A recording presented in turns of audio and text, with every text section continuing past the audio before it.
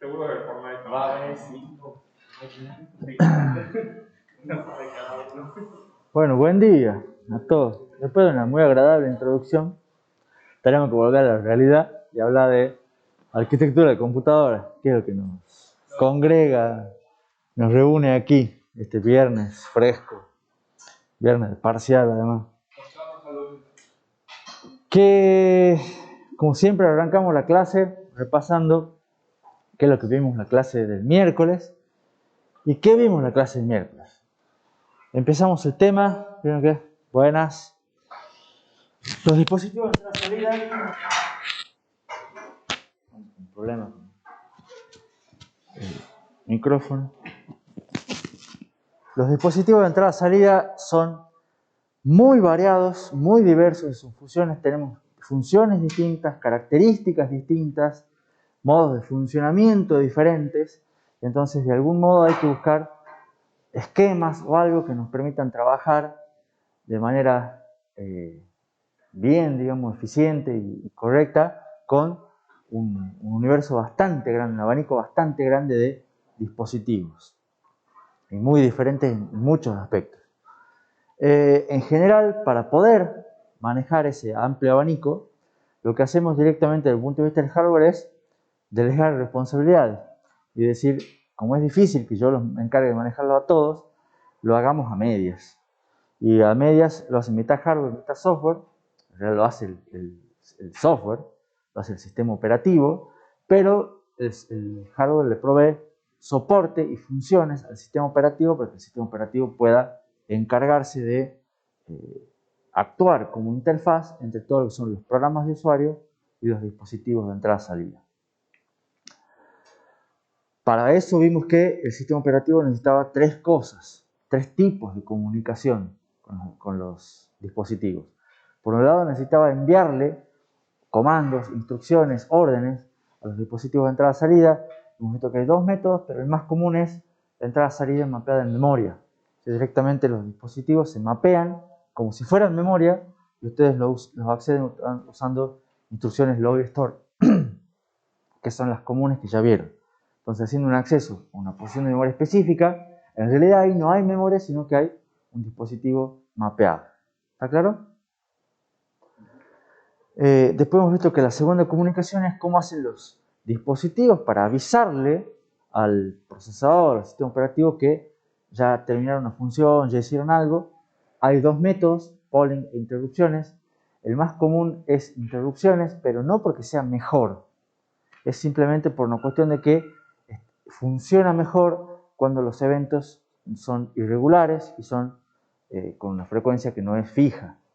Entonces ustedes no saben cuándo va a pasar tal cosa, entonces es mejor que el procesador haga otra tarea y el dispositivo le avise cuando termine el evento, cuando esté listo para hacer alguna cuestión. Pero polling eventualmente también puede ser utilizado. Y después el tercer tipo de transferencia que es necesaria es cómo hace realmente el dispositivo para transferir los datos a la memoria, porque el procesador dijimos que solamente se comunica con su memoria principal. Entonces, ¿cómo hace el dispositivo para llevar los datos hasta la memoria principal? El método más común es un DMA, un controlador que es un bloque extra que se encarga de hacer los accesos directos a memoria, robando, o sea, ocupando ese bus del procesador y diciendo al procesador, vos despreocupate, haz otra cosa, yo me encargo de transferir los datos. Y una versión mejorada de eso es directamente un input-output processor que no solamente los transfiere, sino que los procesa. ¿Estamos? Ya tenemos otro núcleo, otro procesador. ¿Preguntas hasta aquí? ¿Se acuerdan algo de esto que vimos? Después vimos que para evaluar un sistema, para diseñar y evaluar un sistema de entrada-salida, hay diferentes métricas, de las cuales la performance es importante, pero es muy difícil de medir la performance. ¿Estamos? Porque hay muchos factores que inciden en la performance de entrada-salida. Pero en esta vez no es solo tiempo, como veníamos trabajando hasta acá, porque en entrada-salida entran a jugar otros factores como escalabilidad, tolerancia a fallos, confiabilidad y disponibilidad. Son palabras que en sistemas de entrada-salida son todas importantes. ¿Estamos? No solo es performance, sino que entran a jugar esas cuestiones. La performance la vemos siempre en términos de productividad y latencia. Productividad, tareas realizadas por unidad de tiempo, en este caso serían bytes transferidos por unidad de tiempo, u operaciones realizadas por unidad de tiempo, y la latencia es latencia total, tiempo de respuesta, cuánto demora. Y vimos que en general hay un compromiso entre ambas y suele buscarse que los dispositivos no trabajen o trabajen en un rango cercano al 70-80% de su capacidad máxima, porque si aumentamos su productividad, probablemente aumente también la latencia y eso sea un efecto no deseado. ¿Se acuerdan? Después vemos también que a su vez las métricas también son distintas según el tipo de programa, el tipo de computadora, el uso que se le vaya a dar. No es lo mismo un sistema de entrada-salida para una PC común que un sistema de entrada-salida para un servidor, que un sistema de entrada-salida para una supercomputadora, que un sistema de entrada-salida para un sistema embebido. ¿Estamos todos? Las características son diferentes, el uso va a ser diferente, probablemente la entrada-salida, que es la interfaz con el mundo real, sea diferente. ¿Está claro? Y después de todo ese pantallazo de generalidades, mi idea es mostrarles algunos ejemplos. Dos ejemplos básicos y algunos un poquito complementarios de dispositivos de entrada-salida. Pero tomo dos como ejemplo, pero podría haber muchísimos otros más. De hecho, el libro, creo que no les comenté, toma otro como ejemplo. Entonces, en el sentido de, está bueno que vean ese capítulo del libro para ver cómo, usando otro ejemplo, que uso una placa de red, ven que los conceptos y muchas de las cosas que digo son más o menos los mismos. ¿Estamos? Bueno, nosotros, como les dije recién, les quiero contar los discos. ¿Por qué los discos? Porque es el último nivel de la jerarquía de memorias. Jerarquía de memorias que nos viene llevando varias clases, varios temas y los viene haciendo sufrir un poco, mucho, a ustedes. Entonces, cerremos el círculo de la jerarquía con los discos. Y vimos apenas una introducción, vimos cómo es la geometría, llamémosle, de un disco magnético. Vimos que está conformado por dentro por superficies, son realmente distintas superficies cilíndricas, circulares, magnéticas, que así se graban la información.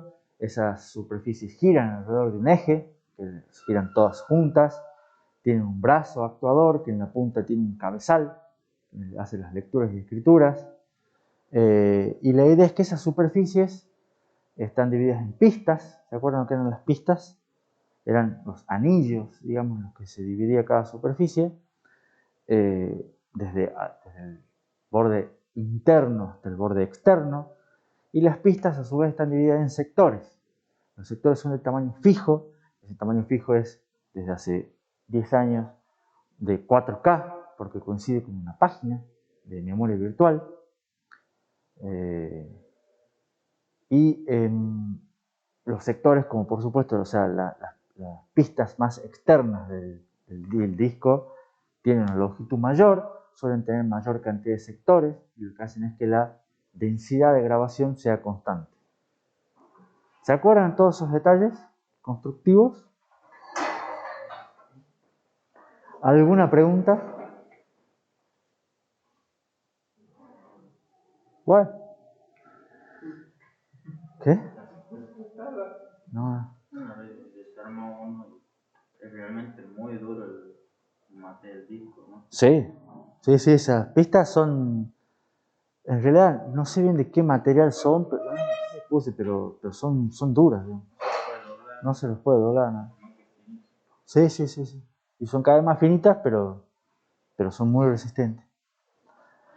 ¿Cómo funciona el proceso? O sea, ahora ya sabemos las pistas, ahí tenemos el bracito, fíjense que tiene un dibujito con dos discos, o sea, dos platos. Tendrá 4 superficies, pero el mecanismo, fíjense que es lo mismo. ¿Cómo se hace una operación de lectura y de escritura? En general, consta de 3 partes. Un proceso de lectura o de escritura en un disco rígido consta de 3 partes. Y la idea es que, como les conté, en el bracito ese que es el que se mueve con otro motor, en la punta está el cabezal de lectura. Y siempre recuerden, o sea, es la punta, pero de cada superficie. O sea, eso es en general un peine que tiene del lado de arriba un cabezal, del lado de abajo de la superficie del mismo disco, de otro cabezal, y ese es el mismo que tiene para abajo, otro cabezal para un segundo plato. ¿Se entiende? Ahora, la idea es que lo primero que hacen es, cuando ustedes van a hacer un proceso de lectura, le piden un dato al disco. El disco tiene todo su controlador, su driver, toda su plaquita que dice, traduce esa dirección de memoria o lo que sea en, bueno, a ver, ¿dónde está? ¿En qué pista? ¿Qué sector de qué pista me están pidiendo? ¿Y de qué superficie? Entonces, con eso, lo primero que hace es ubicar la pista.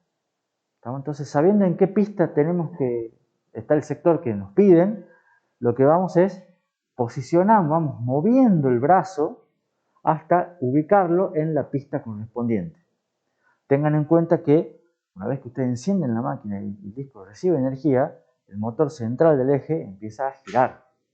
Entonces, los discos están permanentemente girando, no se para nunca, se para cuando lo apagan. Entonces, ustedes van a posicionar primero el cabezal de lectura en la pista correspondiente. ¿Está claro? Eso demora un tiempo. ¿Vamos? Por supuesto, no siempre es que arrancan ni del lado externo ni del interno. Normalmente los discos, cuando lo apagan, el bracito descansa en la parte interna. Pero cuando lo prenden, se empieza a mover, y se empieza a mover, está permanentemente moviéndose el brazo. ¿Está claro? Entonces, ustedes a veces están en la pista siguiente, a veces tienen que atravesar, están en una punta y tienen que ir a la otra. Están en la parte externa y tienen que ir a la interna o al revés. Ese tiempo que demora hasta que el brazo se posicione en la pista correspondiente se denomina tiempo de seek, tiempo de posicionamiento, tiempo de búsqueda. Seek time es el nombre en inglés. ¿Estamos? En realidad, el seek time es el tiempo promedio de búsqueda. ¿Por qué? Porque, bueno, como les digo, ustedes a veces van a tener un seek va a ser cortito, otras veces va a ser más largo, otras veces va a ser cortito, otras veces va a ser cortito, otras veces va a ser largo. Entonces, en promedio, el fabricante le dice, mi disco tiene un tiempo de posicionamiento promedio de X. ¿Estamos? Y eso es un seek time. En general es un dato que les da el fabricante. Una vez que están posicionados sobre la pista correspondiente, viene un segundo momento. ¿Por qué? Porque ustedes ya llegan a la pista, pero ahí nomás está el sector, no saben. ¿Estamos? ¿Por qué? Porque, de vuelta, el disco está permanentemente girando. Entonces puede que el bracito llegue a la pista correspondiente y justo esté por pasar el sector que ustedes quieran leer, entonces aprovechan y lo leen. O ese es el mejor caso. ¿Cuál sería el peor caso? Que acaba de pasar. Que justo acaba de pasar el sector que ustedes quieren leer y ¿qué es lo que tienen que hacer? Esperar que dé toda la vuelta. ¿No? Entonces eso es un tiempo que hay que esperar, digamos, que la superficie gire ya bajo el cabezal hasta que llegue el sector que queremos leer. ¿No? Y eso es un tiempo que se denomina tiempo de latencia rotacional. Simplemente el disco está posicionado y está esperando que el sector que yo quiero leer llegue debajo o arriba del cabezal de lectura-escritura. ¿Está claro? Normalmente el tiempo de latencia es un promedio entre el mejor caso, que es no tengo que esperar nada, y el peor caso tengo que esperar una vuelta completa. Entonces, ¿cuánto es el promedio de eso? Matemáticamente hablando.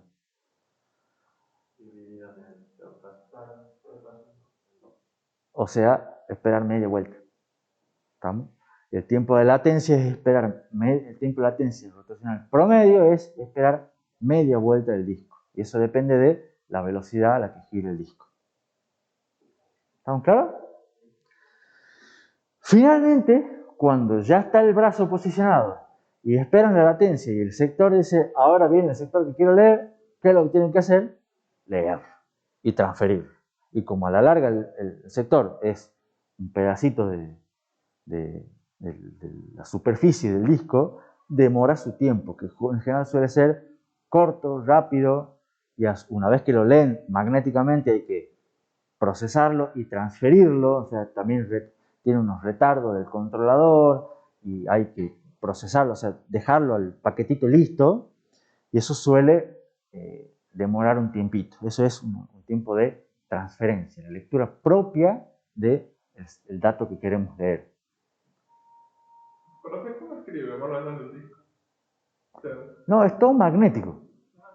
Todo es magnético. O sea, lo que hace es, la escritura es cambiarle la polaridad. O sea, eso está, voy a decir algo muy burdo porque no es así, pero imagínate que vos tenés una especie de imán en la superficie y tenés otro imancito en el cabezal. Entonces vos lo que haces es darle un cierto campo magnético para que te grabe una cierta cosa en la superficie. Te ordene los átomos de cierta manera. Y cuando vos después pasás los lees. ¿Se entiende? Son polaridades de campos magnéticos. Hay que volver a física para eso y yo no voy a volver a tratar. Porque tampoco sé tanto detalle, ¿entendés? Pero va por ahí, digamos. Son polaridades de los campos magnéticos. ¿Preguntas? ¿Cuántos tiempos sería más grande? Oh, qué buena pregunta. Vamos a analizar. Te la voy a responder ahora, no es que me hago el sonso. Fíjate esto, un seek time promedio que dan los fabricantes para un disco suele andar entre 8 y 12, y vamos de vuelta acá, presten atención, milisegundos. Estamos, o sea, son rápidos, pero son milisegundos. Y si ustedes piensan los valores que venimos trabajando nosotros, estamos bastante altos. Por suerte, tanto el controlador de disco como los accesos y todo lo demás, tenemos el famoso principio de localidad. Entonces, en general, no vamos de una punta a la otra del disco buscando los datos. El disco mismo, si buscamos ciertos datos, dicen, este es el giga de la película, bueno, lo guardemos más o menos junto, entonces el seek time está más o menos junto, entonces no tienen que, o sea, el posicionamiento cuando guardan los archivos en el disco, no tienen que gastar un gran seek time. Entonces, en la realidad, el seek time suele ser un 25%, 30% de lo que es el especificado por el fabricante. Muchas otras veces los fabricantes directamente no dan un seek time promedio, sino que dan un tiempo entre pistas, tiempo de movimiento entre pistas. Y dicen, vos encargate, vos despreocupate que yo siempre te voy a estar en una pista cerca. Y te garantizo que no va a estar más de 6 pistas de diferencia, por ejemplo. ¿Estamos? Pero eso ya depende del fabricante. La latencia rotacional depende, como dije recién, de la velocidad a la que gira el disco. ¿Estamos? Un disco normalmente, ustedes capaz que sepan, gira a 5.400, 7.200 revoluciones por minuto. Los que giran más rápido giran a 15.000 revoluciones por minuto. Son más caros, por supuesto. Pero si ustedes hacen la cuenta de cuántas vueltas por minuto y hacen cuánto dura dar una vuelta, van a ver que una vuelta demora entre 4 y 11 milisegundos de vuelta. ¿Estamos? Por suerte, en promedio consideramos media vuelta. ¿Estamos? O sea, no siempre es el peor caso, pero de vuelta estamos en el orden de los milisegundos. Todo lo que es tasa de transferencia depende de, como dice ahí, la velocidad de rotación, de la densidad de grabación, ya es una tasa de transferencia, pero por suerte acá estamos con valores, ahí dice típico entre 50 y 150, hoy en día son un poquito más, el disco puede transferir a 300 megabytes por segundo. Y si se fijan en 300 megabytes por segundo y quieren transferir un sector de 4K, les va a dar un número, ¿qué opinan? ¿Grande, chico? Comparado con esos valores, con los valores anteriores, un valor bastante chico. Y van a ver que lo que es transferencia, como ya estamos en nuestro ámbito y ya una cuestión más electrónica, ya empieza a ser mucho más rápido. ¿Estamos? La tasa pico de transferencia de un disco se suele calcular como la cantidad de vueltas que dan por segundo por la cantidad de sectores que tiene cada vuelta, recuerden que eso es variable, por la cantidad de bytes que tiene un sector. Ese es normalmente como se calcula una tasa pico de transferencia de un disco. Como las pistas externas tienen más sectores que las pistas internas, la tasa de transferencia es mayor en las pistas externas, porque en una vuelta completa voy a transferir más datos, porque tengo más sectores. ¿Se entiende? Pero también es un pico y se calcula a veces un promedio. La capacidad del disco viene dado por cuántos bytes tiene cada sector, cuántos sectores tengo en promedio o en total en todas las pistas, cuántas pistas tengo por superficie y cuántas superficies tiene el disco. ¿Estamos? ¿Qué es lo que hacen normalmente los fabricantes de discos? ¿Para cuál es la diferencia entre un disco de 1 tera y un disco de 20 teras? Y todo, o sea, a la larga para llevarlo a 20 ponen más superficie, tratan de meter más pistas por superficie, tratan de meter más sectores por pista, y esto no lo tocan. Es lo único que no tocan. Siempre son de 4K. ¿Preguntas? La tasa de transferencia es de que llega el disco y encuentra las pistas que se transfieren, ¿verdad? No lo transferencia una vez que ya lo tiene el dato. Claro, acá este pico de transferencia es sin considerar tiempo de posicionamiento y tiempo de latencia rotacional. Eso sería lo que dan los fabricantes, porque por lo general los benchmarks hacen discos como que el mismo sistema operativo graba y borra datos del disco Sí. al azar. Sí, en general por eso te dan los picos y después tenés todas las otras cosas cuando tenés que moverte. Sí. Siempre vas a tener tu pico y vas a tener tu tasa real, tu tasa efectiva, y para eso son los benchmarks. ¿Se entendió lo que preguntó Máximo?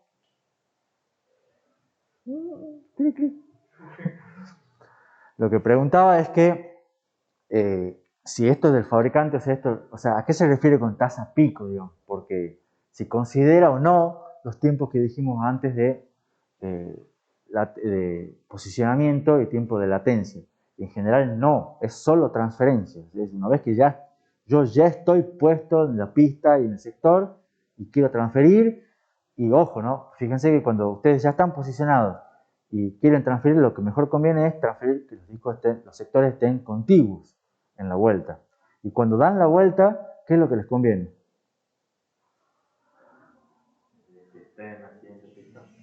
Que esté en la siguiente pista, es lo que dice Agustín. ¿Qué opina el resto? No daría igual. Lo que más les conviene es que esté en la cara de abajo, en la misma pista de otra superficie. E inclusive suelen no estar inmediatamente inmediatos, suelen estar hasta desfasados. O sea, en una pista supongamos que están en sectores 0, 1, 2, 3, 4, 5, 6, 7, 8, supongamos, el de abajo no está el 9 exactamente abajo del 0, sino está corridito un poquito, para, por las dudas, hay un retardo, como eso está permanentemente girando, deja pasar un sector y a partir de ahí empezar a contar. Pero es mejor cambiar de superficie. ¿A qué iba con todo esto? Que la idea es, eso es, transfiere y no se mueve nada. ¿Estamos? Entonces esa es la tasa pico de transferencia. Pero normalmente, como dice Máximo, cuando ustedes van a usar el disco, che, pero el disco no me transfiere esa velocidad. Entonces por eso están los famosos benchmarks que me evalúan realmente a qué velocidad me transfiere. Y un benchmark ya me tiene en cuenta, ya le graba valores, le lee valores y tiene en cuenta posicionamiento, tiene en cuenta latencias y demás. Entonces un benchmark más real te va a considerar es un 25% del tiempo, una mitad de la latencia, una cosa así. Que no es la tasa pico de transferencia. ¿Está claro? ¿Alguna otra pregunta? Entonces, ¿cómo hacemos para calcular lo que es el tiempo medio de acceso a memoria de la Mac de un disco? Y un disco, el tiempo medio viene a ser la suma del tiempo de posicionamiento más el tiempo de latencia rotacional más el tiempo de transferencia más un eventual retardo que pueda haber por el controlador, por la cantidad de datos, o como les decía, armar ese paquete, lo que sea. Fíjense que el retardo del controlador es un tiempo, comparado con los otros, mucho menor, porque es electrónico. Entonces, el tiempo de transferencia también es mucho menor que el tiempo de SIC y el tiempo de latencia. Es lo que me preguntaba Máximo hace un rato. El tiempo de SIC y el tiempo de latencia, como son mecánicos, al final de cuentas uno es mover con un motorcito un brazo y el otro es mover con otro motor un eje para hacer girar, son tiempos que están en el orden ya de los motores y están mucho más cerca de los seres humanos, que están lejos de lo que es la electrónica, que es mucho más rápido. Entonces sucede que el SIC time y la latencia son mucho más lentos. Son factores que más influyen. ¿Cómo se puede hacer para mejorar el ancho de banda de un disco de entrada-salida o de un sistema que tenga discos de entrada-salida si estamos limitados por tiempos de latencia y de posicionamiento? Una técnica es pongamos varios discos en simultáneo, paralelismo, ¿estamos? Pongamos varios discos en simultáneo de manera tal de que cuando uno esté haciendo el posicionamiento y la latencia, los otros puedan estar transfiriendo. De vuelta una especie de interleaving, ¿se acuerdan? Tiempo de acceso, tiempo de ciclo. Esto vendría a ser una idea similar. No es la misma, pero va por el mismo lado. Tengo tiempos que son más lentos y la transferencia mía en realidad puede ser mucho más rápida. Entonces lo que podemos hacer es, si vos estás ocupado posicionándote, bueno, transferime vos. Y después vos posicionate y transferime vos. Y así, y voy haciendo varias transferencias de varios discos de manera simultánea. O eventualmente, si un mismo disco puede manejar varios pedidos simultáneos y que los va encolando él y los va manejando de una manera más eficiente.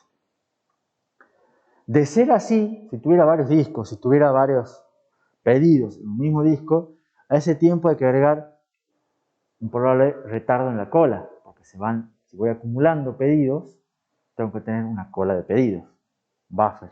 Y ese buffer suele, a veces, si tengo muchos pedidos, se me llena el buffer y me genera que un pedido tenga que esperar más tiempo. ¿Estamos?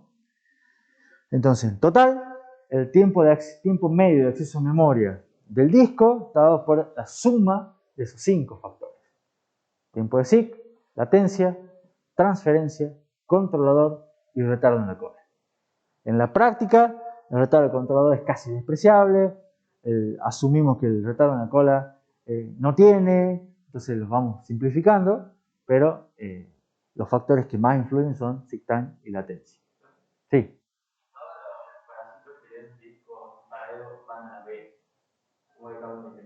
Todos se mueven juntos.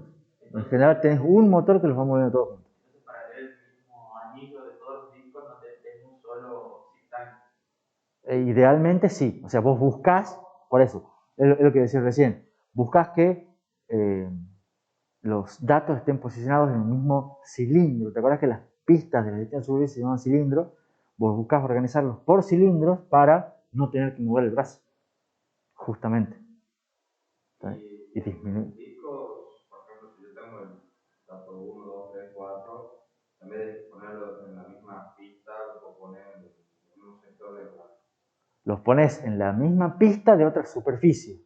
Claro. Eso es, los vas haciendo así, que sigue siendo el mismo cilindro en la terminología de disco, y de esa manera te permite evitarte el tiempo de SIC. Es una mejor manera de organizarlo el disco. En este caso, puedo traer los 4 datos en paralelo, digamos, y tengo... Podrías eventualmente, si el controlador te lo permite, podrías hasta leer varias cosas en simultáneo.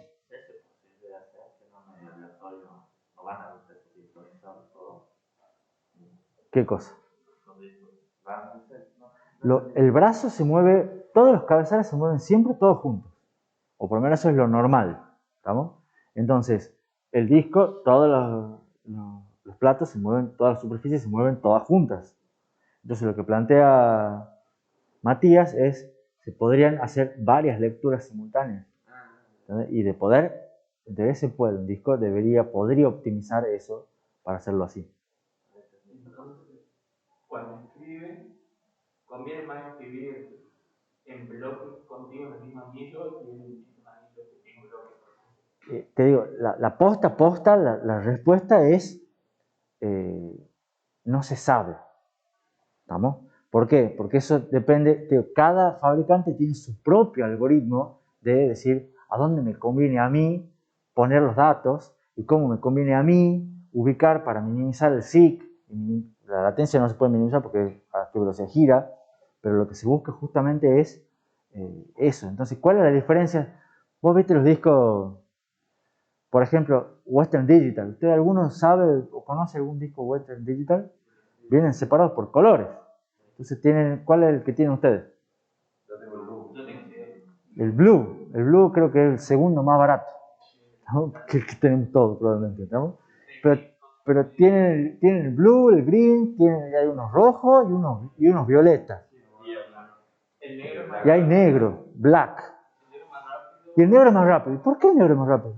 Es más revolucionario por minuto. Pueden tener más revoluciones por minuto, pero también ¿qué es lo que pasa? Le cambian un algoritmo para que decir, yo a este disco le posiciono los datos de otra manera para que haga las transferencias más rápido, minimice los SIC, entonces tiene mejor tiempo de transferencia y bueno, te lo cobro más caro. O sea, todo va sumando, ¿me explico? Pero los platos son los mismos, ¿entendés? Porque el disco físicamente es el mismo, tiene cosas, puede estar un poco más grande o no, pues si tiene más capacidad o no, depende de la cantidad de superficies, ¿estamos? Pero la diferencia, ¿cuál es la diferencia entre un blue y un black? La diferencia es el algoritmo de cómo te posicionan las cosas y eventualmente ponerle que uno gire un poco más rápido, eso sí, que es mecánico puro.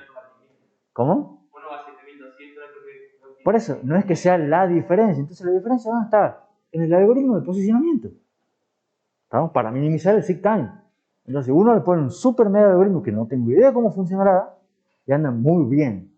Y el otro, bueno, un algoritmo más simple, más barato, que ya lo podemos pensar nosotros, y anda bien. Y bueno, esa es la diferencia entre un blue y un black. Esos algoritmos son más caros de implementar. Desconozco. O será como que tal vez en unos años se use, por ejemplo, el DAC para los normal. Capaz, probablemente, pero no sabría asegurarte porque no estoy ni en Western Digital, ni en Seagate, ni ninguno de los muchachos que hacen discos. ¿No? Y porque además te repito, no te dan esa información, ¿no? Porque ese es su diferenciador, digamos. Entonces, si no, no te lo podrían vender nunca a los discos azules o los verdes. ¿Entiendes? ¿Alguna otra pregunta? Ahora, ¿cómo podemos calcular ese retardo en la cola? Y acá hubiera estado bueno que venga Brian, porque tenía que ver con una par de preguntas que me hizo Brian la vez pasada. ¿Cómo podemos estimar o cómo podemos calcular ese retardo? Para eso hay toda una fórmula que es usando teoría de colas. ¿Escucharon hablar ustedes de la teoría de colas? Agustín dice que sí, la realidad es que no deberían haber visto nada, ¿no? Agustín por algún lado ha visto algo de teoría de colas, me parece genial.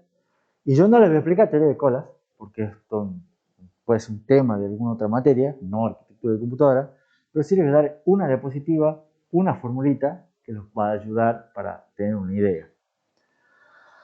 La idea es definir utilización del dispositivo, de vuelta, ¿se acuerdan de la curvita entre latencia y productividad? Por ahí va. La utilización es el cociente entre la tasa de pedidos y tasa de servicios. O sea, tasa de pedido es cuántos pedidos llegan por unidad de tiempo, tasa de servicios cuántos pedidos puedo atender por unidad de tiempo. Vamos de vuelta. ¿Cuánta gente llega a la caja del súper o a la caja del banco? Es la tasa de pedido. Y la tasa de servicio, ¿cuánto es la productividad del cajero? ¿Está claro? Entonces, la utilización es el cociente entre esas dos tasas. ¿Estamos? La tasa de servicio es cuántos pedidos puede atender el disco por unidad de tiempo. La tasa de pedidos es cuántos pedidos se le hacen al disco por unidad de tiempo. Entonces definen la utilización como el cociente entre las dos. ¿Estamos? Con esa formulita simple, la longitud promedio de la cola es simplemente la utilización dividido 1 menos la utilización. panel de control nada que ver. No, la utilización de disco que da en el panel de control es la real, ¿no? ¿Estamos? Ojo, puede ser que sea parecido a esto, digamos, quizá un modo más medido, ¿estamos? Pero a la larga vos deberías tener una forma más o menos similar a esa. Esa curva les da una curva parecida a la que vimos entre latencia y productividad.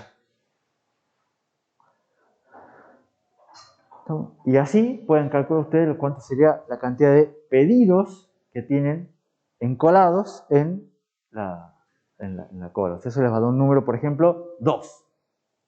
Ese 2 significa que tienen 2 pedidos antes que ustedes. ¿Se entiende? Entonces van a tener que esperar que se atienda un pedido, que se atienda el otro y recién los van a atender a ustedes. ¿Está claro? Ahora, fíjense que si la tasa de pedidos se acerca a la tasa de servicios, o sea, la cantidad de pedidos que llegan es similar a la cantidad de pedidos que puedo atender, la utilización tiende a 1 y la longitud media de la cola tiende a infinito. ¿No? Por eso es que la latencia se va a hacer más grande. Y cuando el disco está trabajando al 100%, la máquina se hace lenta. Ustedes lo deben haber experimentado. ¿No? Y eso es coherente con la gráfica vista de latencia y productividad. ¿No? Esa es simple, la única formulita como para que ustedes consideren lo que es el retardo de la cola. ¿Preguntas? Entonces, vamos a ver un ejemplo del cálculo del tiempo medio.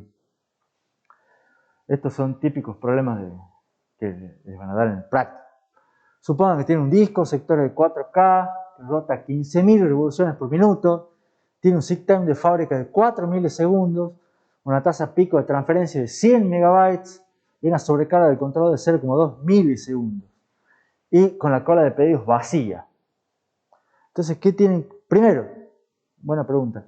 ¿Tienen la misma cantidad de sectores por pista? ¿What? Con esos datos, ¿ustedes pueden inferir cuántos sectores por pista tiene el disco?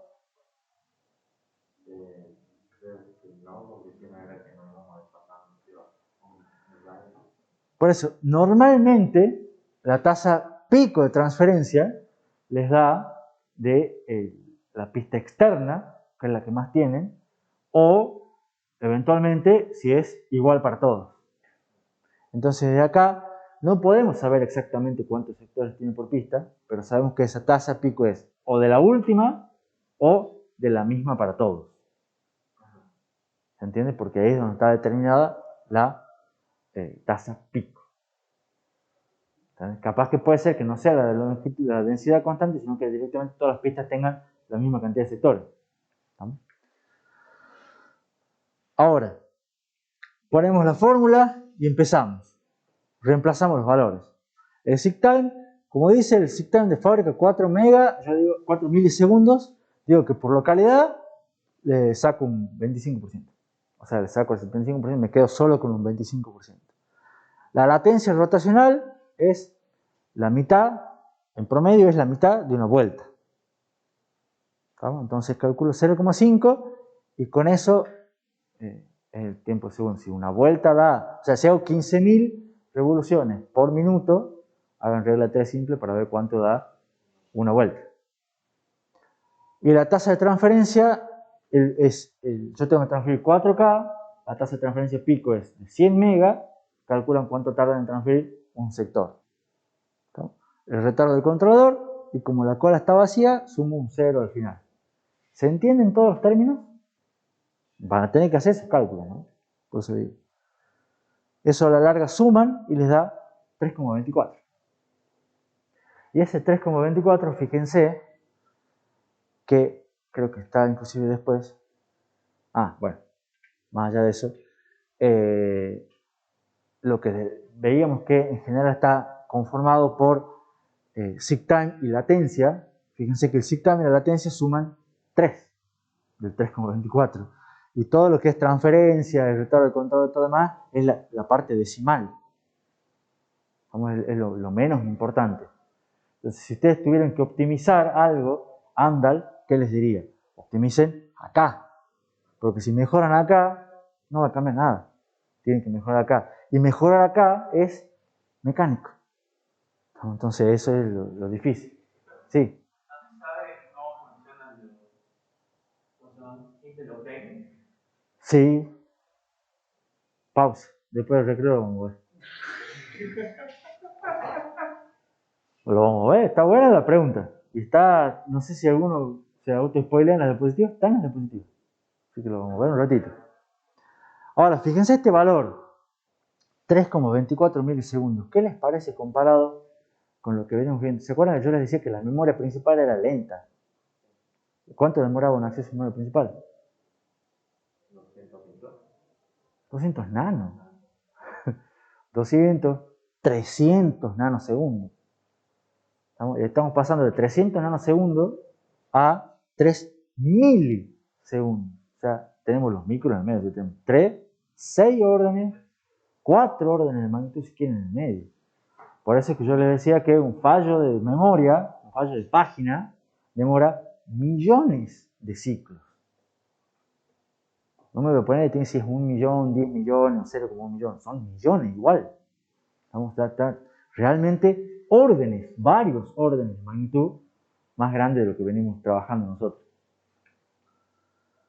Y fíjense, los componentes del cálculo que más influyen en el resultado son el seek time y la latencia, que son los componentes mecánicos. Y con eso hay poco que se pueda hacer.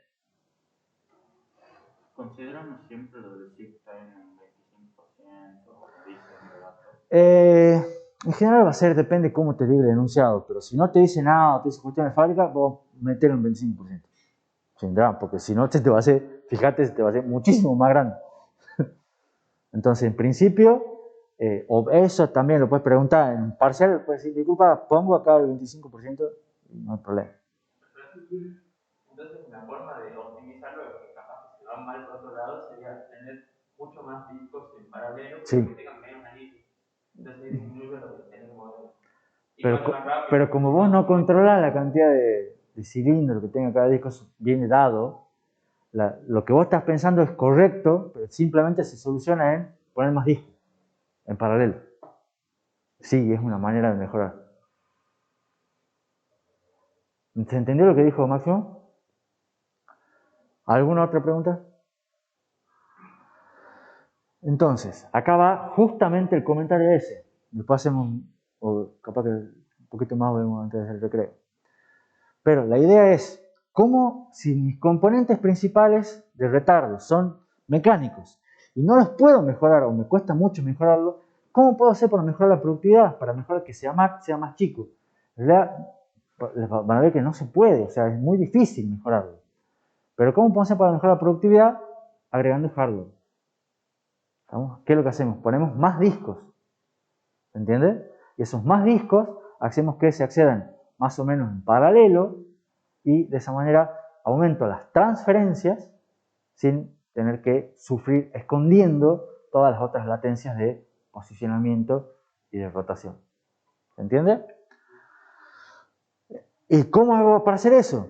Pongo muchos discos tratando de que sean pequeños en el sentido de no los discos más grandes ni los más caros, sino los que consiga, más baratos. Tengo muchos y lo que hago es distribuir los datos entre sí. Entonces, en realidad, ya cuando tengo que agarrar el archivo de la película, no les tengo todo el mismo disco, sino que le doy un pedazo a Go, un pedazo a Go, un pedazo a Go, un pedazo a cada uno, y les digo a todos, che, quiero leer el archivo este, que es grande. Busquen todos el pedazo ese, cada uno su pedazo correspondiente. Entonces, todos van a tener su latencia, su tiempo de seek time, pero después van a transferir, y con las latencias y seek time van a ser más o menos en paralelo, y las transferencias van a ser mucho más rápidas. ¿Entiende?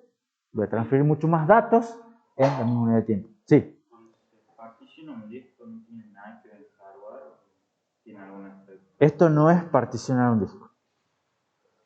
En el caso, En realidad, la parte que tiene que ver con las cosas que ustedes pueden hacer normalmente es, la vez pasada que me preguntaban si de formatear un disco, ¿se acuerdan? O de fragmentar un disco. Esa era, cuando van de fragmentar un disco van posicionando sectores, en cosas conjuntas, contiguas, para poder acceder de manera seguida y minimizar el seek time. Entonces, un disco menos fragmentado va a tener un seek time más bajo. ¿Estamos? Pero no tiene nada que ver con la partición. La partición es el uso desde el punto de vista del software. ¿Estamos? Esta es otra técnica que capaz que la han sentido nombrar, que se llama RAID. Entonces, al tener muchos discos con los datos distribuidos, lo que hago es acceder a los discos en paralelo o un interleaving. Tengan en cuenta este factor. Si yo aumento la cantidad de discos y aumento la productividad, puedo aumentar la disponibilidad, pero baja la confiabilidad. Tengo más posibilidad de que se me rompa un disco. ¿De acuerdo? Entonces, para que la baja de confiabilidad no produzca una baja de disponibilidad, lo que se hace es se agrega redundancia. O sea, se dice, si se me rompe un disco, en realidad yo igual puedo, no pierdo el dato, sino que lo que puedo hacer es reconstruir los datos con los discos restantes. Agregan algún tipo de redundancia. ¿Se entiende un poco la idea? Entonces, ¿ven? Si algún disco falla, la información puede ser reconstruida. Entonces, por la cuestión de redundancia, de seguridad en la protección de los datos y de que se lo puede hacer con discos baratos, se lo puede hacer relativamente fácil, estos arreglos RAID son bastante conocidos, bastante populares. Ustedes en su casa no lo tienen, o calculo que no lo tienen, pero no necesariamente el mismo, pero lo más parecido posible. Pero cualquier empresa que se digne de ser medianamente seria, tiene sus servidores con sus discos organizados en un RAID. Y la sigla RAID viene de Redundant Array of Inexpensive Disks, o sea, un arreglo redundante de discos baratos. ¿Estamos? Y en el fondo, la esencia de RAID es paralelismo para aumentar productividad, redundancia para que la confiabilidad no me perjudique la disponibilidad. ¿Vamos? Hay varios tipos de RAID, RAID nivel 0, RAID nivel 1, RAID nivel 4, 0 más 1, etcétera, etcétera, etcétera. Ya de vuelta no vamos a entrar en esos detalles. Si alguno es curioso, en el libro hay un capítulo, o sea, una sección, o un pedazo, no me acuerdo. Entonces, vayan y lean ahí. Y en otras materias probablemente también vean un poco de esto. No me acuerdo en cuál, pero creo que en alguna de las que viene después ven algo de RAID. ¿Preguntas? ¿Hacemos un pequeño break? Bueno, hacemos un pequeño break y después vamos a ver los otros discos.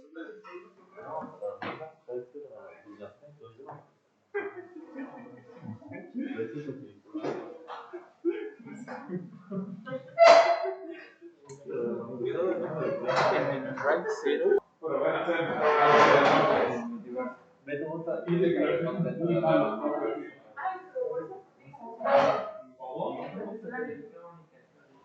Sí, por eso ves el Félix 4 y su versión es muy disfrutada, así que ahí estaba haciendo el mejor tiempo de micro.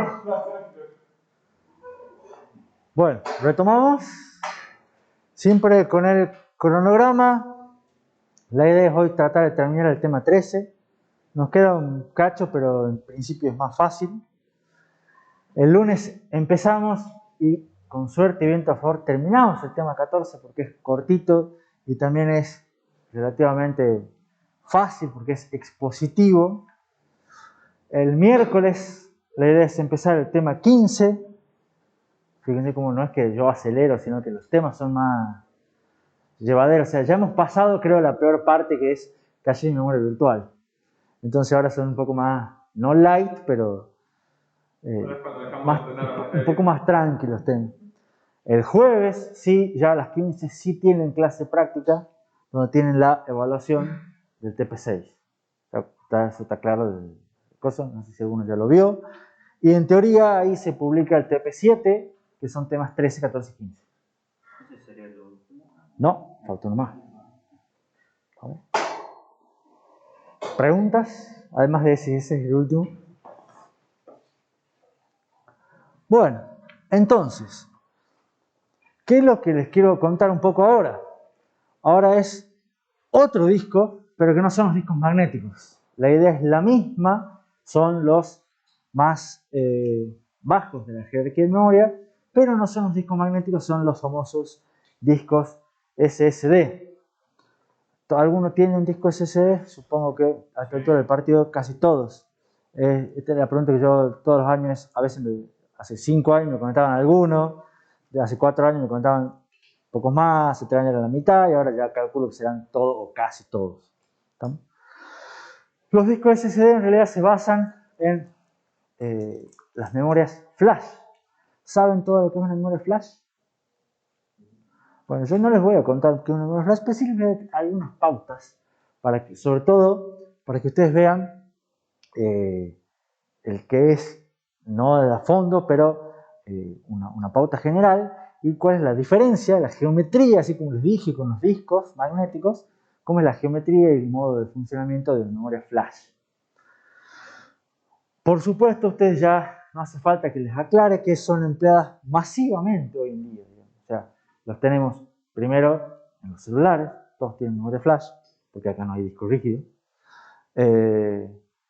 Pendrives, memorias micro SD, etcétera, etcétera, etcétera. Todos, tablets, la de Mateo, los microcontroladores, todos tienen memoria flash, todas esas cosas están en todas partes. Y en los discos de estado sólido. ¿Por qué están en todas partes? Principalmente por una cuestión de economía de escala. ¿Qué es economía de escala? Cuanto más hago, más barato se hace. Cuanto más barato se hace, más me compran. Cuanto más me compran, más hago. Y es una rueda hermosa que funciona y hace que cada vez las memorias sean más baratas y cada vez los celulares traigan más memoria. ¿Estamos? La idea de las memorias estas flash es que las celdas de memoria las agrupan en páginas. Y a su vez las páginas las agrupan en bloques, ¿estamos? De celdas de memoria. Esos bloques pueden contener hasta 256 páginas. Y acá va una característica especial de las memorias flash, de todas las memorias flash, que es que estas no se escriben de a bytes. ¿Estamos? Estas se escriben de a páginas completas. Tienen el mismo nombre de páginas que no tienen, son las mismas páginas de la página de memoria virtual, pero se llaman así. Hay que saber interpretar las diferencias. Y los datos, fíjense, los datos no se borran de a byte, no se borran de a página, sino que se borran de a bloques. Ustedes borran un bloque completo. Entonces, cuando ustedes realmente ponen borrar un archivo en el disco SSD o borrar un archivo en el celular, realmente el archivo no se borra. No se borra en ese momento. Porque se espera hasta juntar o hasta borrar lo que es un bloque completo. Una escritura de un dato, de una página completa en una memoria flash demora aproximadamente 200 microsegundos, o sea que es rápida. Y la idea es que los bloques, o sea, en general la memoria flash, esto capaz que algo también se mencionó en la clase pasada, suelen tener una vida útil limitada. Ustedes no pueden escribir todas las veces que quieran en una memoria flash. Eventualmente se va degradando la memoria y eventualmente se rompe.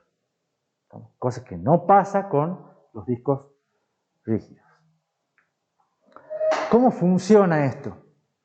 La idea es que, esto lo podrían haber visto en materiales y dispositivos, pero calculo que no han llegado a ver este tipo de cosas. Pero ¿se acuerdan los transistores? ¿Se acuerdan las compuertas? O sea, las gate, source y drain. Bueno, ahí en el medio esto tiene una cosa que es flotante. Tiene como una compuerta más que no está conectada. Ese es parte del chiste.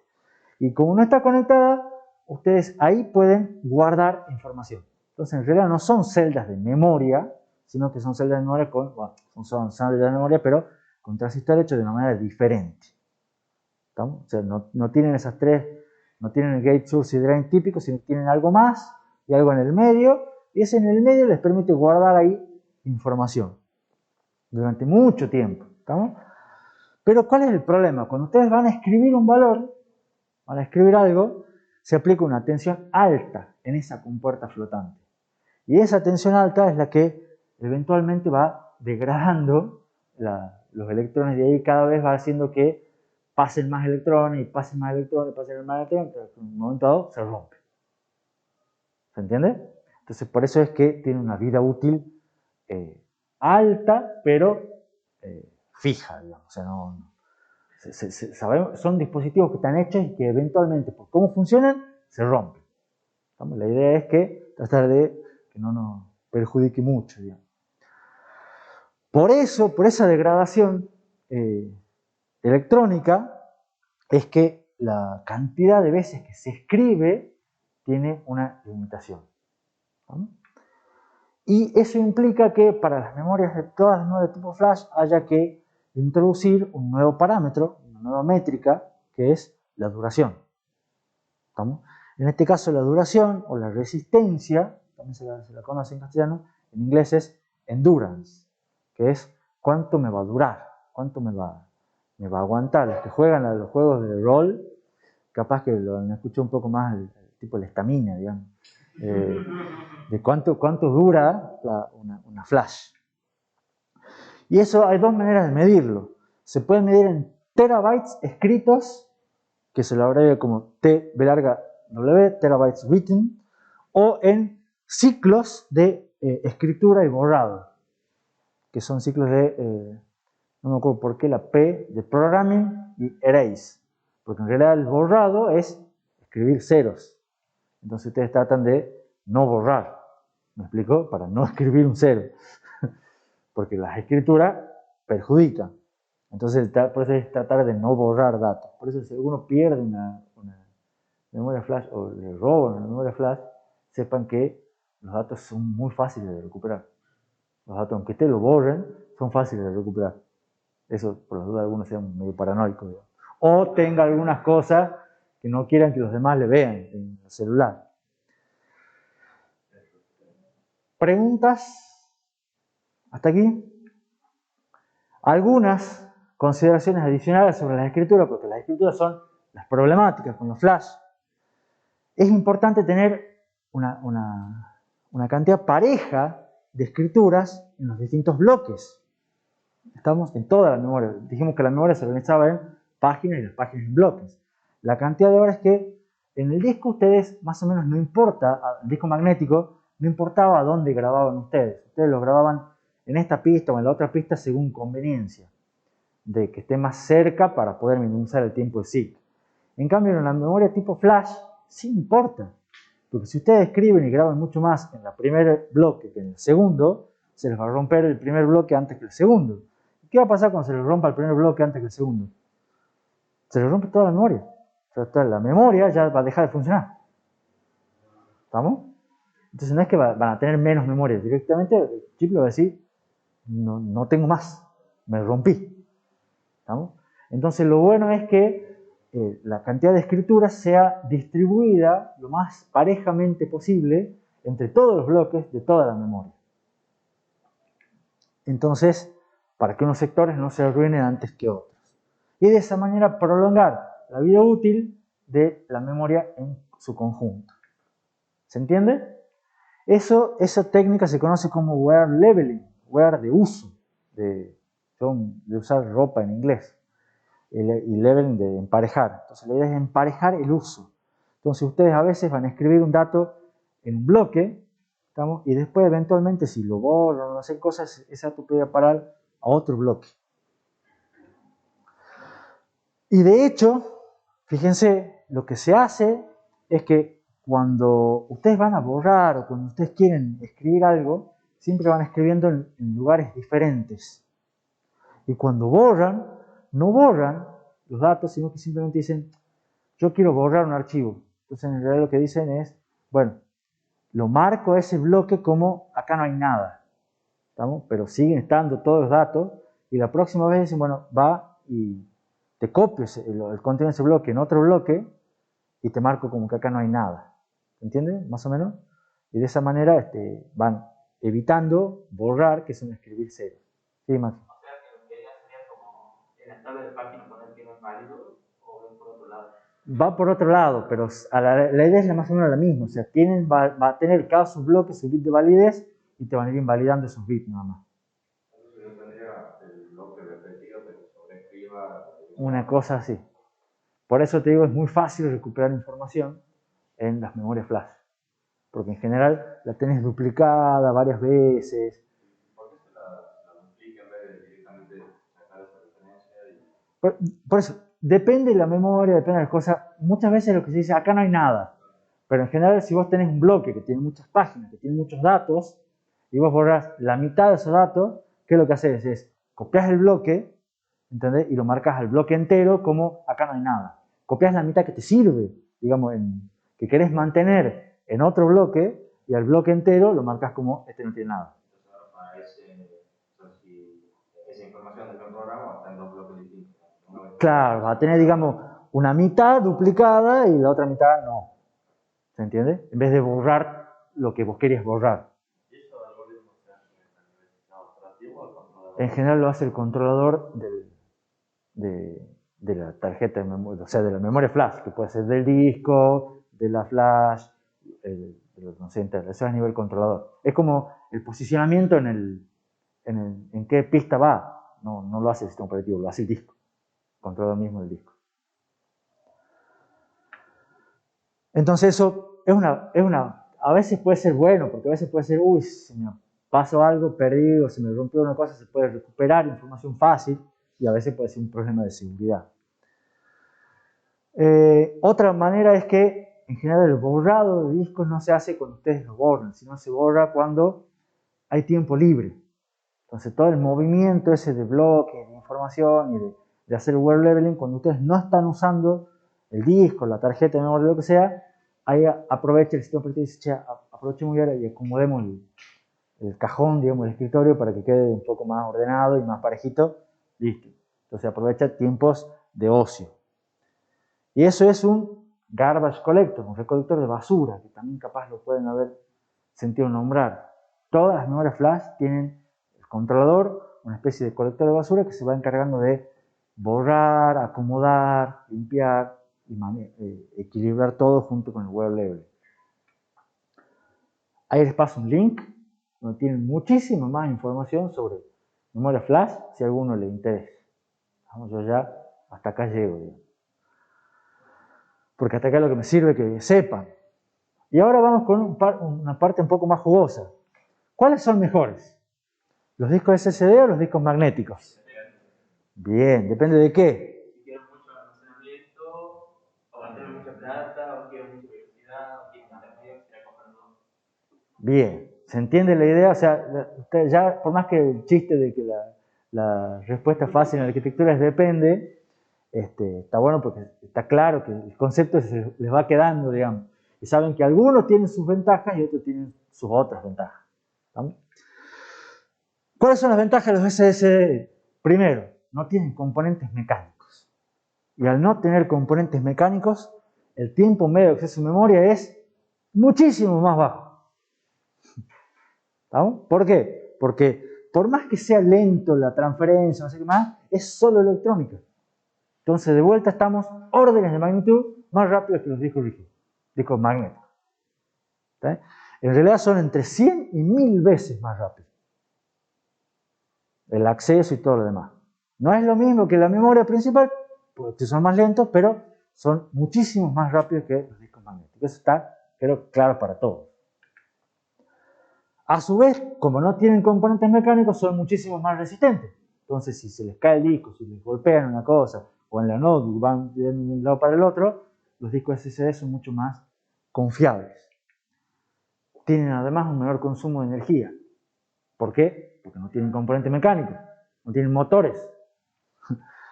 Tienen un menor tiempo de transferencia, parecido a lo que decía lo de la MAT. Son más rápidos en lecturas, pero ojo, las escrituras son lentas. En este caso, por todo lo que les fui comentando. En un disco SSD, las escrituras son distintas que las lecturas. Entonces las lecturas son rapidísimas, las escrituras no. ¿Vale?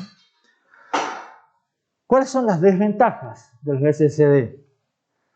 Antes de mencionar el tema costo que menciona Máximo del fondo, primero lo que les dije recién, lamentablemente la vida útil es limitada. Ustedes no van a poder escribir toda su vida, como un disco es confiable, ustedes agarran un disco, por supuesto, si no se les rompió alguna otra cosa mecánica, en el disco se puede seguir escribiendo. ¿Estamos? Los SSD también tienen mayores latencias a medida que aumenta la capacidad. ¿Por qué? Porque de vuelta el principio electrónico que venimos viendo nosotros, cuanto más pequeño, más rápido. Entonces, si ustedes se compran una tarjeta de memoria de 16 GB, va a tener una latencia, y si compran una de 128 GB, va a ser inherentemente más lenta. Van a decir, bueno, pero es un poquito. Sí, un poquito, pero es más lento. Eso es innegable. ¿Entiendes? Son más caros. Y no solo, como decía Máximo, que apuntaba ya, que decía que son más caros, no solo en plata, sino en costo por byte. ¿Estamos? Entonces, en todo sentido son más caros los discos SSD. Y la pregunta es, otra pregunta, ¿podrán reemplazar los SSD a los discos magnéticos? ¿Depende de qué, perdón? ¿En qué ámbito? Porque los servidores nunca se reemplazan porque necesitan mucho almacenamiento y no les importa tanto la velocidad. Excelente, excelente. Creo que voy a empezar a reclutar para ayudante a Máximo para que... Sí, sí, sí. O hasta me podría reemplazar, digamos, ya estoy viendo que... O visto los videos míos del año pasado. Acá, fíjense, les muestro un grafiquito del año 2020 con proyecciones de ventas de discos de estado sólido y discos magnéticos a nivel mundial en millones de unidades. Y se ve que más o menos hasta el año 2019 los discos magnéticos se vendían más o igual que los discos de estado sólido. Y en realidad, discos de estado sólido en realidad son, creo que, sí, son discos de estado sólido. Y a partir del 2020, 2021 se empezaron a vender más los discos de estado sólido a nivel mundial que los discos magnéticos. Y fíjense, las curvas parecen claras. Eventualmente hay una tendencia ahí que cada vez hay más discos de estado sólido que discos magnéticos. ¿Cómo, perdón? Y bueno, eso, esta gente capaz que estaban tratando de vender discos, pero son... Gartner en general es una consultora, es bastante popular, son bastante serios en sus extrapolaciones, digamos. O sea, probablemente sea una tendencia que hay que ver si se cumple o no, digamos. La hicieron en el 2020, o sea, ya estaban, la hicieron acá. Entonces los tipos dijeron, bueno, debe ser una curva más o menos así. Si sacamos datos de Amazon, en el año 2013, ahí tienen un SSD, un disco rígido, más o menos los que se vendían popular en esa época, con los costos de esa época en dólares para que sean unificados, y están en un costo por gigabyte. ¿Estamos? Fíjense lo que vemos recién, que un SSD es mucho más caro que un disco rígido, un disco magnético. 18 veces más caro. Cuando repetí el análisis en el año 2018, fíjense que ya eran, los dos eran más grandes, el SSD era más barato, y en general el costo por byte sigue siendo más caro el SSD, pero ya menos veces más caro. ¿No? Y en el año 2021, que lo hice de vuelta, el año que viene capaz lo hago de vuelta, normalmente son más grandes el SSD también, poco más barato, y el costo por byte es 5 veces más caro. Fíjense que también los costos los costos por byte se van achicando. Entonces, si ustedes tienen que comprar una computadora hoy en día, probablemente la compren, si van a comprar de cero, todo lo demás, capaz que puedan llegar a comprar un disco solo que tenga SSD. O sea, no es una locura tener solamente un SSD hoy en día. Es caro, pero no es una locura. ¿Cómo? Es lo que hace, por ejemplo, Apple con sus Macs. Ya no tienen disco rígido. Pero ¿cuánto tienen el SSD? Y pueden tener hasta 1 tera. Pero si vas a comprar, y bueno, pero no importa cuánto sale, no importa el precio, ¿estamos? Pero lo que voy es que ya no es imposible, es caro, pero bueno, ya están viniendo las máquinas así. Entonces es una cuestión de que la tendencia apunta a que se puede ser que los reemplacen, ¿estamos? Los precios en costo por gigabyte se van a ir acercando y estimaciones indican que en el 2033, o sea, todavía falta, pero ya va a ser más barato en costo por byte un SSD que un disco magnético. Esperaremos, todavía faltan 10 años, vamos a ver qué pasa dentro de 10 años. Ahora, según otros reportes, en el 2020, esta es otra organización seria, no es que Juancito de otra cuadra dicen y hay una página web. En el 2020 se crearon toda esa cantidad de datos, que no sé ni cómo se pronuncia eso, pero es un número muy grande. Z, creo, zettabytes. Sí sé cómo se pronuncia, pero bueno, es más gracioso decirlo. Y la idea es que esos son datos que se producen a nivel mundial, porque todo el mundo filma videos y cada vez hay más cámaras de seguridad y selfies, y en los recitales todo el mundo filma las mismas escenas, todo el mundo del cantante cantando la misma canción, entonces se produce un montón de datos a nivel mundial. Y a su vez los datos van aumentando, se espera que crezcan. Estamos cada vez más datos. Pero por suerte no todos esos datos se almacenan una gran cantidad. El almacenamiento global instalado que se estima que fue en el año 2020 fue de 6.7 zettabytes. O sea, si sumamos toda la información que tenemos todos nosotros guardado en los discos rígidos, se estima que son 6.7 zettabytes. Y se espera que eso crezca también. Ahora, interesantísimo es que, ¿dónde se guarda toda esa información? Como decía hace un rato Máximo, se guarda en discos rígidos. No se guarda en discos SSD. No se guarda en memoria flash. El 65% de la información almacenada está almacenada en discos rígidos. ¿Sabes? ¿Por qué? Porque son todavía más baratos costo por byte. Entonces, para almacenar la información, conviene hacerlo en discos rígidos. ¿Estamos? Y hay un tipo que trabaja en Western Digital, que no es menor, dice que lo mejor que le puede haber pasado a la industria de los discos rígidos fue la invención del celular, de los smartphones. Porque la gente produce contenidos que los sube a la nube, y en la nube se guardan discos rígidos. ¿Estamos? Entonces, ustedes no compran los discos rígidos, los compra Google, los compra Amazon. ¿Estamos? También podría ser, digamos, pero no, porque el tema del smartphone te hace que vos puedas filmar videos y sacar muchas más fotos que los que hacías antes, digamos, muchísimo más. Y además en 4K y toda la historia. Entonces son archivos grandes. Entonces, ¿qué es lo que les quiero mostrar con esto? Que de vuelta a la comparación, ¿son más rápidos los discos SSD? No hay ninguna duda. Que el costo se va a ir aproximando, no hay ninguna duda. Sin embargo, los datos se almacenan, y se van a seguir almacenando, en discos rígidos, discos magnéticos. ¿Por qué? Y entonces va la conclusión acá. Los discos magnéticos no pueden competir en performance con los SSD, eso está clarísimo. ¿No? Pero pueden competir en otras métricas que están relacionadas con la capacidad. Los que probablemente sí desaparezcan son los discos rígidos, los premium, los Western Digital, los Violeta, los Black. ¿Estamos? ¿Por qué? Porque son caros y la ventaja de performance que dan, para eso me compro un SSD, me da más performance, sin duda. ¿Estamos? Entonces vamos a terminar teniendo todos los discos baratos, probablemente con arreglos con RAID para redundancia. Igual ahora también sacan SSD que son premium. También, eso también tienen, digamos.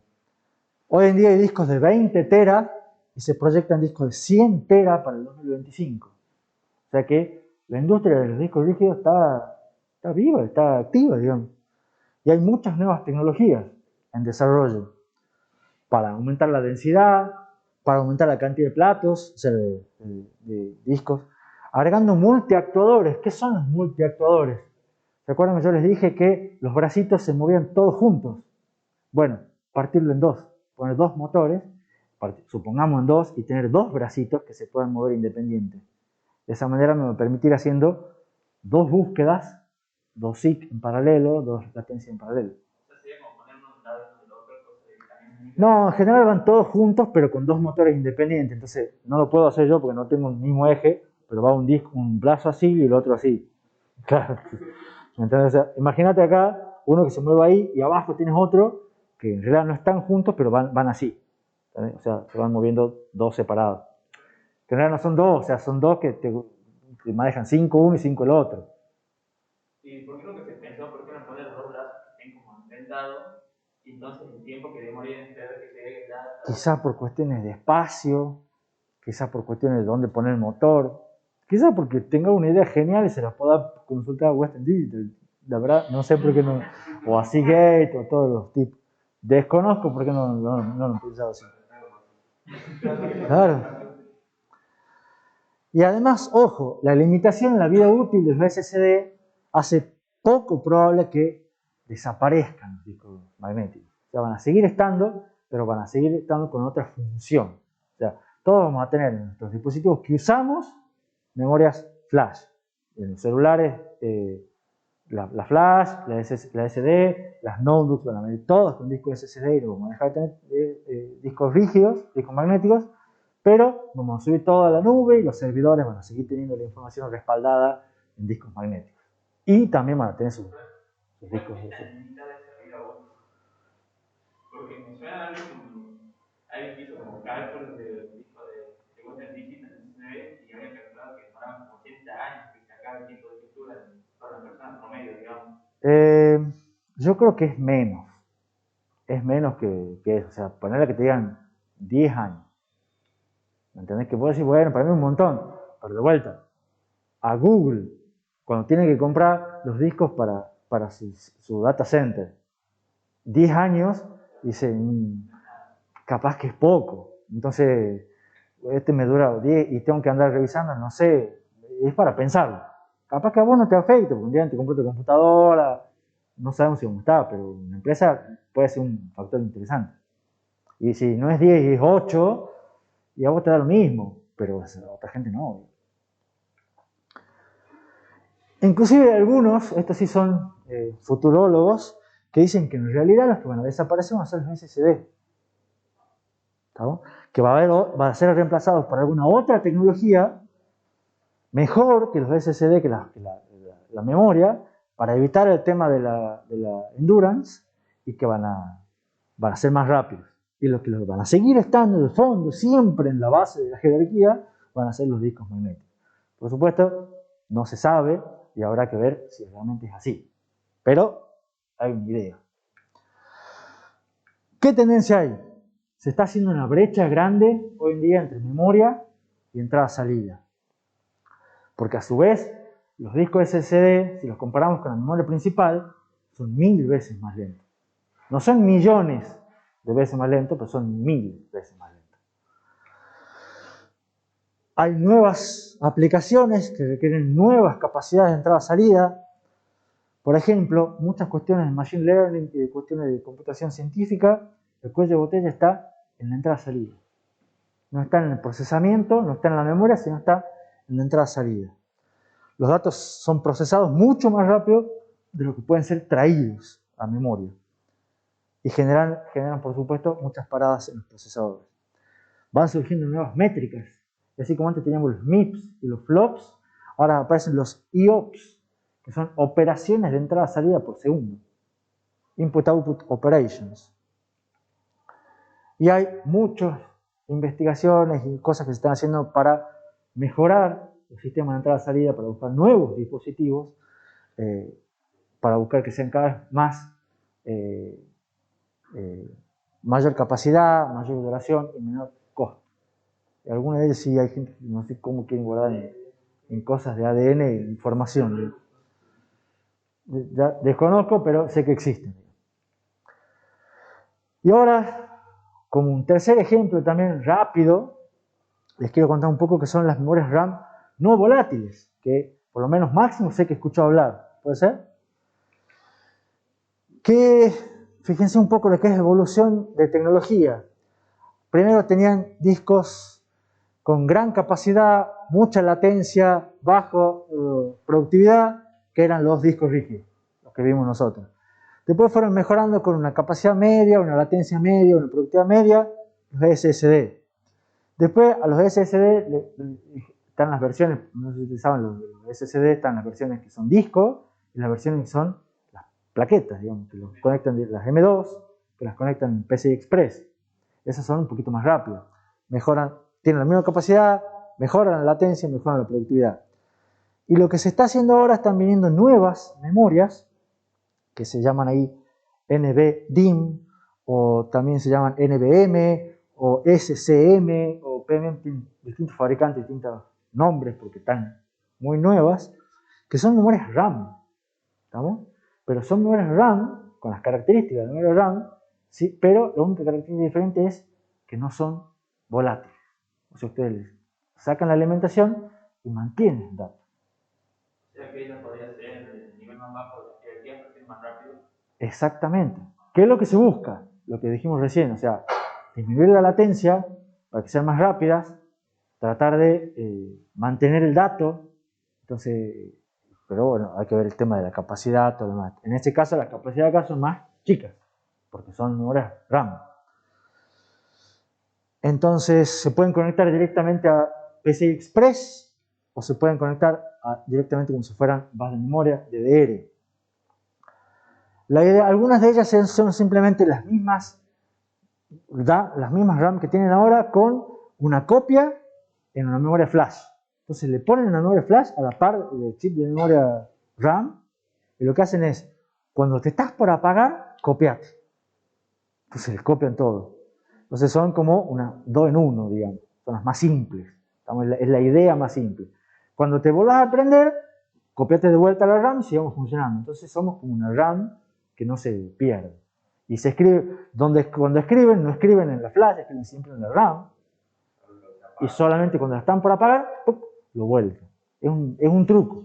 ¿Estamos? Hay muchas otras variantes. Porque, como te digo, lo que almacena en memoria cuando se apaga, entonces tiene dos capacidades distintas. No, es la misma. O sea, yo te doy un chip de memoria de 8 GB. Entonces vos tenés 8 GB no volátil. Y vos decís, bueno, pero en 8 GB no borro nada. Y es un problema. Entonces decís, bueno, comprate una de 256 GB.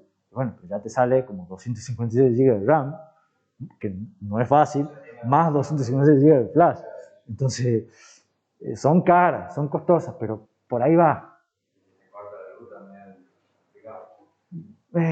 Por eso, capaz que cada tanto van haciendo copias, no sé exactamente, pero la idea va por ahí, alguna idea, ¿estamos? Y ahí están las memorias Optane, que son las de Intel. ¿Alguno las escuchó nombrar además de Máximo? Sí, no, bueno, son memorias recientes, son una memoria, un tipo de tecnología distinto, que no es flash, ¿no? Tiene dos modos de funcionamiento, en el cual en el modo de funcionamiento simplemente son como una RAM común, pero es como una RAM común volátil, ¿estamos? Se pierden los datos, pero pueden ser muchísimo más grandes. Ustedes pueden tener acá una memoria de 512 GB de RAM. ¿Estamos? Entonces, imagínense cómo andaría el Elden Ring con 512 GB de RAM. ¿Estamos? Y directamente lo hacen como si fuera, digamos, un nuevo nivel de caché, porque son enormes. ¿Estamos? Entonces lo pueden hacer y pueden funcionar ahí. Son un poquitito más lentas que las RAM, un poquitito más baratas. Pero son, como dije, en ese modo son volátiles. Y si no, tienen otro modo de funcionamiento que es como si fuesen almacenamiento. Que ahí sí son como si fuera un SSD, pero mucho más rápido, con la velocidad de una RAM. El ciclo de vida es limitado, son caras, pero la idea es que se espera que se vayan abaratando. En realidad se esperaba que se vayan abaratando porque Intel dijo que ya no las va a vender más para consumidor final, no las va a vender para PC. Se vende solamente para empresas y servidores. O sea que ya no las vamos a poder comprar. Si no la compraron antes, O se compran una vieja ahora, o esperemos que Intel cambie la política, digamos. Entonces, ya no las venden más para PC. Pero podían tener 512 GB de RAM en un solo módulo, y lo cual aumentaba la capacidad, aumentaba el consumo de energía también.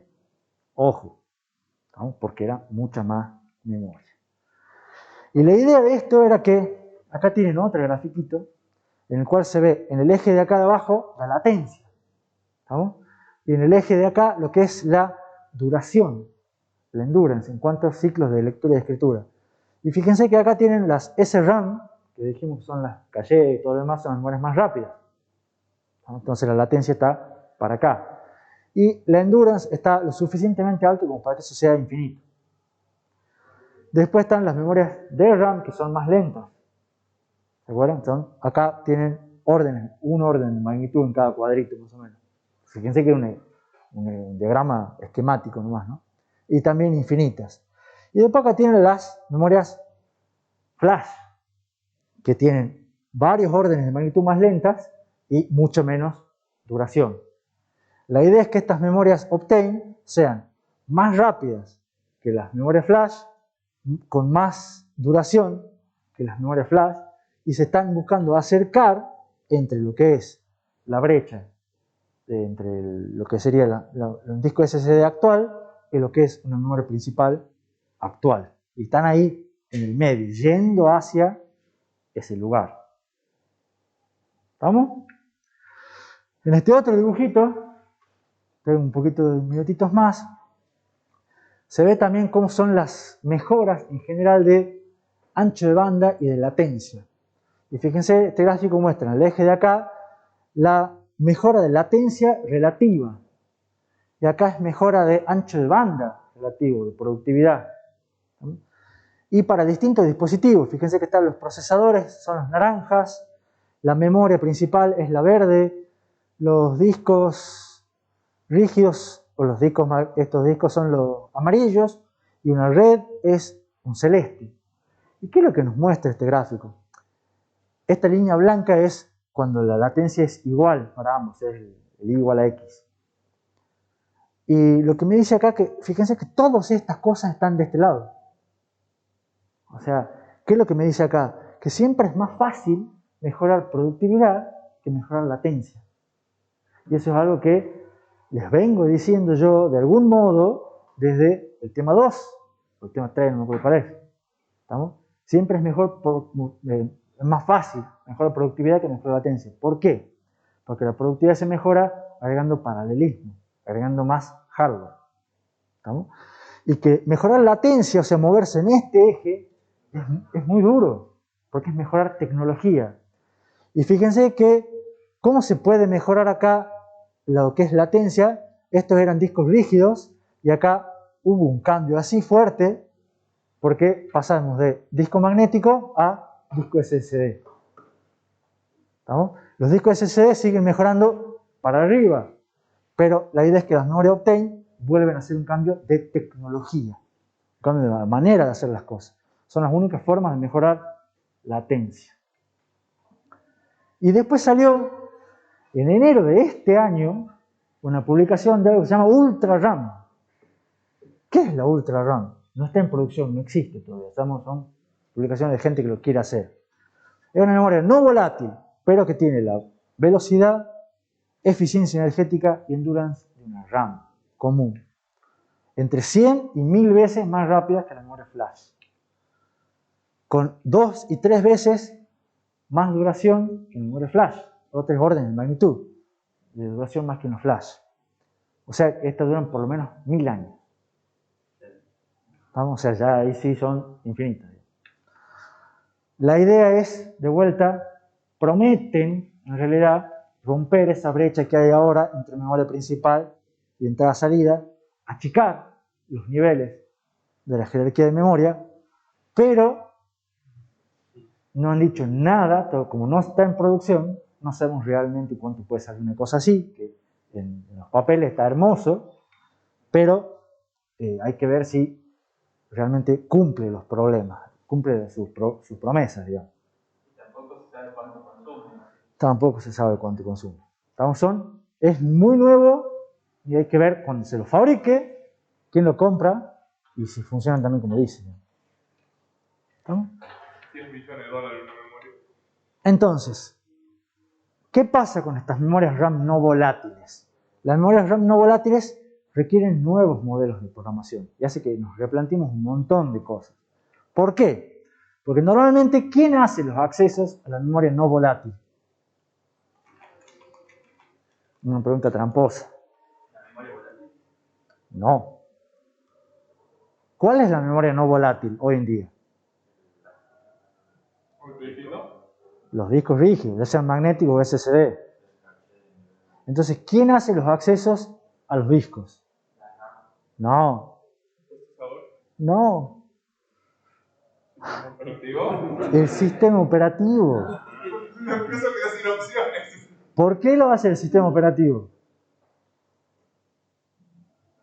Porque por protecciones, por eficiencia y demás, pero además porque los fallos de memoria demoran millones de ciclos, entonces tiene tiempo de hacerlo el software. Pero ¿qué pasa si ahora yo le pongo una memoria RAM no volátil y ya mi no volatilidad, o sea, mi disco, ya demora lo mismo que la RAM, ya no demora millones de ciclos? ¿Me convendrá que lo haga el sistema operativo o no? Es una buena pregunta, es abierta, ¿se entiende? O sea, no, ahora toda la jerarquía de memorias que nosotros manejamos es volátil. La RAM, los cachés, todo lo demás. Entonces eso se hace por hardware, se hace automáticamente. Y lo que es por software es lo que es no volátil. Si después empezamos a poner estas memorias grandes, rápidas y demás, ya la separación entre memoria y entrada-salida se hace difusa. Entonces, ¿qué es lo que vamos a hacer en software? ¿Qué es lo que vamos a hacer en hardware? No sabemos bien hoy en día. Pero hay que ver cómo manejamos eso. Hay que cambiar todo un ecosistema con hardware, software, estándares, plataformas, cosas que todavía hoy están recién apareciendo. ¿Claro? Pero sí, son un avance tecnológico más grande quizá en memorias en los últimos 50 años. ¿Por qué? Porque los discos magnéticos y la memoria RAM son las mismas en esencia de hace 50 años. Si viene alguien que viene a reemplazar a alguno de estos dos, es una revolución. Hay que ver si funciona o no. Y como decía, hace faltan varios años hasta que veamos si se puede aprovechar y cómo hacer para que sea más eficiente. Como resumen, el sistema operativo es el que se encarga de manejar el subsistema de entrada-salida. La entrada-salida normalmente es mapeada en memoria, con interrupciones y con la ayuda de un DMA. Un sistema de entrada-salida está compuesto por múltiples dispositivos muy diferentes entre sí. Siempre es importante la performance, pero también hay que tener en cuenta escalabilidad, tolerancia a fallos, confiabilidad, disponibilidad. La performance se mide como ancho de banda, tiempo de respuesta. Hay un compromiso entre productividad y latencia. Las métricas adecuadas dependen del tipo de computadora y de para qué se la vaya a usar. Los discos magnéticos los vimos como ejemplos. Tienen tres componentes principales: su tiempo medio, de los cuales el tiempo de posicionamiento y la latencia son los más influyentes. La transferencia es la menor de los otros dos. Se suelen poner muchos discos en paralelo para mejorar productividad, es un arreglo raíz, pero me agregan los retardos en la cola.